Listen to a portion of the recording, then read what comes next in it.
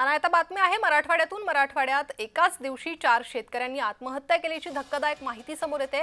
कर्जबाजारीपणाला कंटाळून शेतकऱ्यांनी आत्महत्या केली आहे। संभाजीनगर, परभणी, लातूर जिल्ह्यांमधील या वेगवेगळ्या घटना समोर आल्या।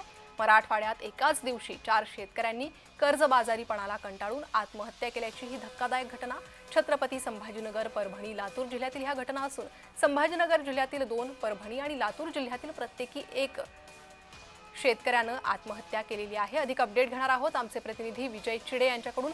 विजय, धक्कादायक घटना आहे। मराठवाड्यात 4 शेतकऱ्यांनी कर्जबाजारीपणाला कंटाळून आत्महत्या केली आहे। नक्कीच प्रणिता, जर पाहिलं तर मराठवाड्यामध्ये जे आहे ते काल तब्बल 4 शेतकऱ्यांनी आपली जीवनयात्रा संपवल्याची माहिती मिळत आहे। छत्रपती संभाजीनगरच्या पैठण तालुक्यातील 2 शेतकरी, तर परभणी येथील आणि लातूर जिल्ह्यातील असे 4 शेतकऱ्यांनी आपली कर्जबाजारीला कंटाळून आत्महत्या केल्याची धक्कादायक घटना जी आहे ती समोर आलेली आहे।